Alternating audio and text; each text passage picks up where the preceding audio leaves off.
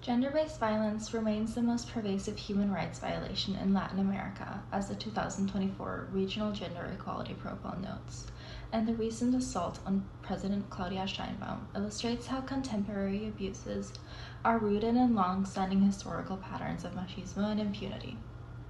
On Tuesday, November 4th, President Sheinbaum was walking from the National Palace to the Ministry of Education in Mexico City, greeting people on the street. In the middle of that walk, in broad daylight, she was sexually assaulted. The perpetrator, Uriel Rivera Martinez, was arrested the same day, and the following morning, Sheinbaum announced she would press charges. Y mi reflexión es, si no presento yo delito, además de que es un delito, pues en qué condición se quedan todas las mujeres mexicanas. Presenté denuncia, resulta que esta persona después estuvo acosando a otras mujeres, ahí mismo en esa calle. Entonces está detenido esta persona. Es un tema de dignidad de las mujeres y de reconocimiento de nuestros derechos. Publicamos una cartilla de derechos de las mujeres y tiene que ver con eso. Y es un asunto de defensa de todas las mujeres mexicanas. In that briefing, she says, "I decided to file a complaint because this is something I experienced as a woman, but it is something that all women in our country experience." She explains she faced harassment long before becoming president and highlights a systemic problem. This type of harassment is a penal offense in Mexico City, but not in several other Mexican states. She insists that filing the complaint is an issue of women's dignity and recognition of our rights, and adds that if she remains silent, in what position would that leave all Mexican women? Sheinbaum calls for a review of state laws and a national campaign, emphasizing that harassment is a crime, not a cultural norm. Feminist activists have criticized Sheinbaum for weak investigations and low prosecution rates for femicide in Mexico. In 2021, impunity for femicide stood at 88%, for rape at 96%, and for domestic violence at 97%. This assault received international attention because of who she is, not because the behavior itself was unusual. A 2022 study in Saltillo, Mexico showed that 50% of women using public transport in 2020 were groped with sexual intent. Nearly 70% had experienced it since they began using public transport. In almost 30% of incidents, perpetrators exposed their genitals or masturbated in front of them. For about 14 to 15% of women, harassment occurs on each or most trips, and for more than a third, it occurs more than twice a week. The researchers note that this level of recurrence contributes to normalization. The private sphere is equally dangerous. According to UN Women Femicide, the gender-related killing of women remains extremely high. In 2024, the Americas reported 1.5 intimate partner or family member femicides per 100,000 women, the second highest rate worldwide. 69% of these victims were killed by their partner. In Central America, rates approach 2.5 per 100,000, among the highest recorded globally. Structural inequality is also reflected in representation.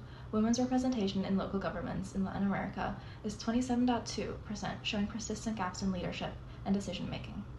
In the rest of our video, Brennan explains how these numbers connect to the long history of machismo in the region, and Maria presents how women writers have responded to these patterns.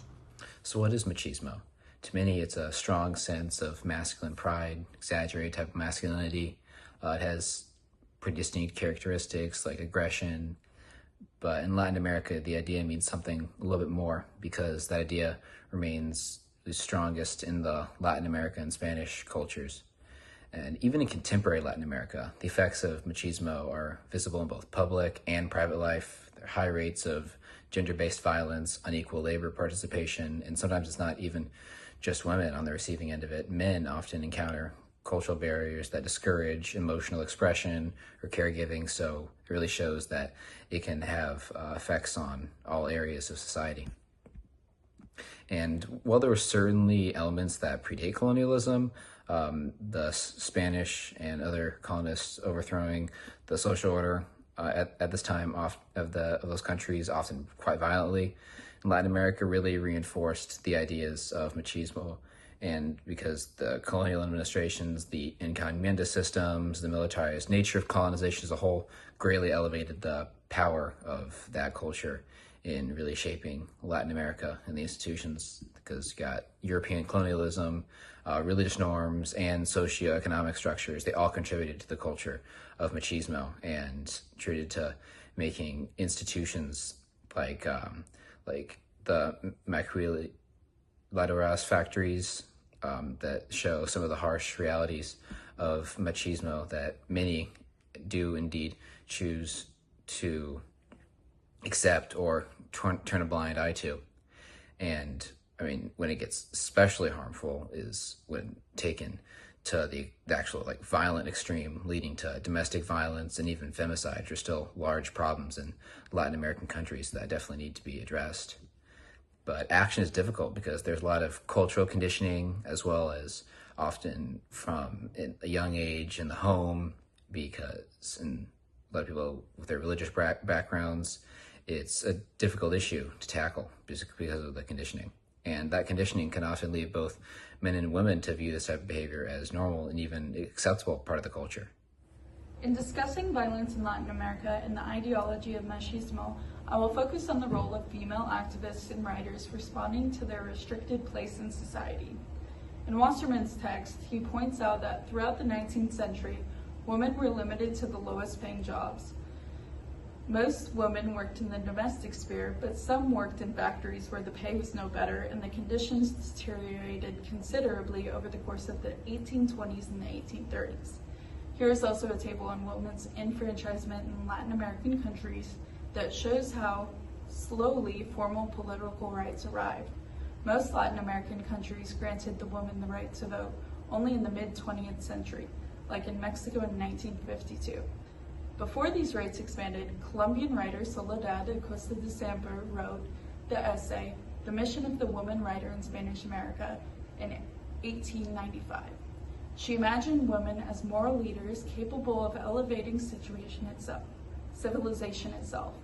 She believed education and civil liberties were essential, yet she still urged women to stay out of politics. This shows the situation for women in Latin America. They are recognized as moral leaders, but not as political leaders. Similarly, Peruvian Clorinda Mata de Turner in 1904 wrote, The Woman Worker and the Woman. At the time, the woman did not have the right to vote or many civil liberties. In this essay, she advocated for equal pay and greater social participation for women. However, she did not call for political rights or revolutionary change. Both writers pushed for an agency in society, but a limited one. By the mid-20th century, Eva Perón in Argentina heavily participated in politics with her husband Juan Perón. Through her speeches, social programs, and the creation of the Partido Peronista Femenino, she mobilized millions of new women voters after suffrage was granted in 1947. She pushed mainly for women's voting in order to have her husband reelected. Although her political voice expanded women's participation, they were limited with non-feminist frameworks. This long history helps us understand the violence that continues to mark women's political lives today. This violence, shine bomb-faced, is from a legacy of culture that has long welcomed women as moral beacons, but resisted them as autonomous political actors. Thank you.